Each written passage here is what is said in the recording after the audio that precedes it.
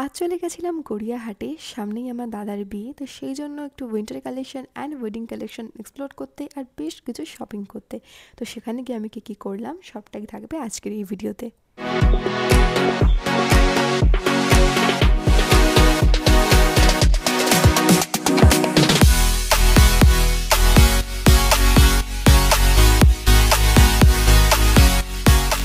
Hi everyone, welcome back to my channel and welcome to yet another vlog. তো আজকে না এই ইন্ট্রোটা আমি একদিন পরে শ্যুট করছি। আমি গেছিলাম রিসেন্টলি গড়িয়াহাটে, আর আজকে আমি ঠিক মার্কেট এক্সপ্লোর করার মতো করে যাইনি। আমি গেছিলাম অ্যাকচুয়ালি শপিং করতে, সামনে আমার দাদার বিয়ে। তো কিছু টুকিটাকি জিনিস দরকার ছিল যেগুলো আমার মনে হয়েছিল যে গড়িয়াহাটে গেলেই আমি বেস্ট পাবো। আমি চলে গেছিলাম গড়িয়াহাটে, আর সেখানে গিয়ে আমি কি কিনলাম, কি করলাম সবই তোমাদের সঙ্গে এই ব্লগটায় শেয়ার করবো। আর এখন টুকিটাকি গড়িয়াহাটে কালেকশন কেমন চলছে সেটাও তোমাদের সঙ্গে এই ভিডিওতে শেয়ার করবো। যদি ভালো লাগে তাহলে লাইক শেয়ার সাবস্ক্রাইব করে দিও। So father let's get started. তো ফার্স্ট একটা কথা বলে দিই, আমাকে অনেকে জিজ্ঞাসা করে যে গড়িয়াহাট আমি কীভাবে যাই। তো আমার বাড়ি অনেকটাই দূরে, প্রায় বনগাঁয়ের দিকে। তো আমি যেতে হলে এখান থেকে ফার্স্টে বনগাঁ লোকাল ধরে দমদমে নামি। দমদম থেকে আমি কালীঘাট যাই, কালীঘাটের থেকে আমি সামনেই অটো বা বাস পাওয়া যায়, ঠিক আছে, গেলে একদম গড়িয়াহাটের মোড়ে নামিয়ে দেয়। তো আমি এভাবে গড়িয়াহাট যাই, আর ফেরার সময় ডাইরেক্ট ওখান থেকে বাসে করে শিয়ালদা আসে, শিয়ালদার থেকে বসে আরামসে চলে আসি। তো এভাবে গড়িয়াহাটে আমি যাই। সো অটো থেকে এই ব্রিজটার সামনে আমরা নেমেছিলাম, আর এই ব্রিজের একদম উল্টো দিকের গলি ধরে শুরু করলাম শপিং। তো ফার্স্টেই গেছিলাম একটা ব্যাগের দোকানে। আমি একটা এথেনিক ব্যাগ নিতে চেয়েছিলাম ওই ওয়েডিং পারপাসেই, যাতে আমি আমার শাড়ি বা সব কটা এথেনিক লুকের সঙ্গে ইজিলি ক্যারি করতে পারি। গলির মুখেই একদম এই দোকানটা ছিল, আর এই দোকানে ব্যাগের কালেকশনও বেশ ভালো ছিল, আর অন্য দোকানের তুলনায় আমার মনে হচ্ছিল যে প্রাইসটাও একটু কম চাইছিল। তো গিয়ে ফার্স্টে এই ব্যাগটা আমার চোখে পড়লো, এটা এত সুন্দর লাগছিল। বাট আমি চাইছিলাম যাতে আমার ফোনটা ক্যারি করতে পারি এমন একটা ব্যাগ নিতে। তো সেখান থেকে পছন্দ করে একটা ব্যাগ তো আমি নিয়েছি। এবার এগিয়ে যাচ্ছি বাকি কালেকশনের দিকে। গড়িয়াহাট মার্কেটে আসলে তোমরা এই ধরনের কটন কুর্তিগুলোর দোকান সব জায়গায় পেয়ে যাবে। এগুলোর প্রাইস কিন্তু 200 থেকে 250-র মধ্যেই থাকে। এগুলো কটনের, খুব ব্রিদেবল ফ্যাব্রিক, আর প্রিন্টগুলো খুবই সুন্দর। গরমের দিনে পরার জন্য একদম পারফেক্ট। আর কলকাতায় তো দিনের বেলা তো ভালোই গরম থাকে, তো যারা কলেজ যায় তাদের জন্য একদম পারফেক্ট লাগে এই কুর্তিগুলো আমার। এই কুর্তিগুলো কিন্তু ফুল স্লিভ থেকে শুরু করে একদম স্লিভলেস পর্যন্ত থাকে, তো যার যেমন প্রেফারেন্স তোমরা সেখান থেকে চুজ করে নিতে পারো। এছাড়াও গড়িয়াহাটে তোমরা অনেক রকমের কুর্তি পেয়ে যাবে, কটনের, অফিস ওয়্যার, ডেলি ওয়্যার। একটু হেঁটে গিয়েই দেখলাম সামনে এই সুন্দর জুয়েলারির দোকানটা ছিল। এখানকার প্রত্যেকটা জুয়েলারি না ভীষণই সুন্দর, আর আমার চোখ আটকে ছিল এই কাশ্মীরি কানের দুলগুলোতে। এগুলোর দাম বলছিল 1200-1300 করে। আমি অনেক বার্গেনিং করার চেষ্টা করছিলাম, বাট ওরা 1100-র নিচে বলছিলই না। গড়িয়াহাটের জুয়েলারি কালেকশন কিন্তু আমার সত্যিই খুব ভালো লাগে। একটু হয়তো এক্সপেন্সিভ হয়, একটু বার্গেনিং করতে হয়, বাট কোয়ালিটি খুব ভালো থাকে, আর দেখতেও বেশ সুন্দর আর ইউনিক লাগে। তো একটু এগিয়ে এসে দেখলাম যে উইন্টার কালেকশনও বসেছে এখানে। আর এখানে এই 200-এর স্টলে এই হাইনেক সোয়েটারগুলো বিক্রি হচ্ছিল।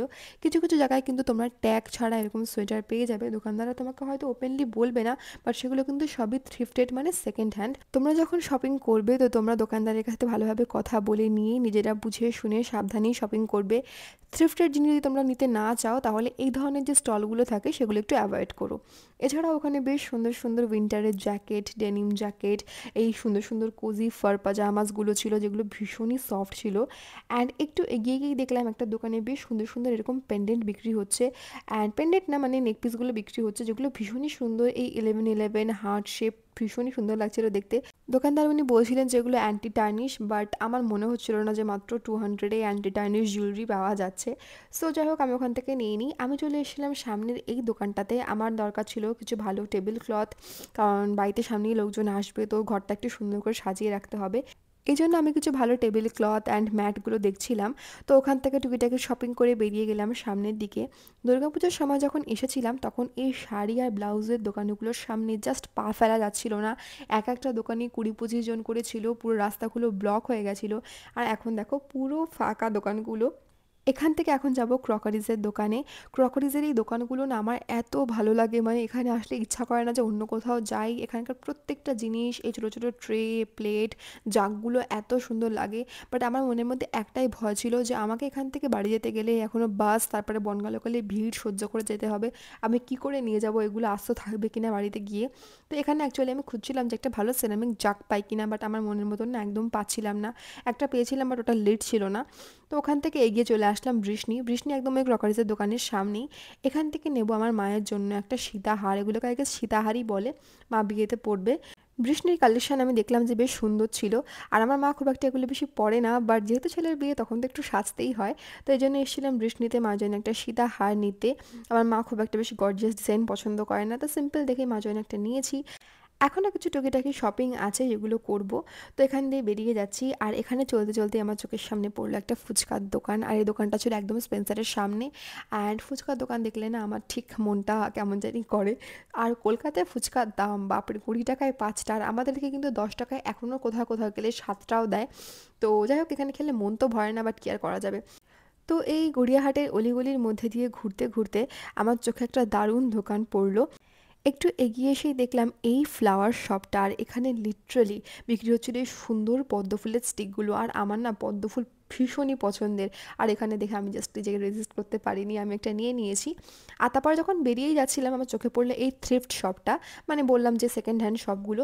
তো এইখানে সব কটার প্রাইস ছিল 100 করে একটা স্টলে, একটা ছিল 150।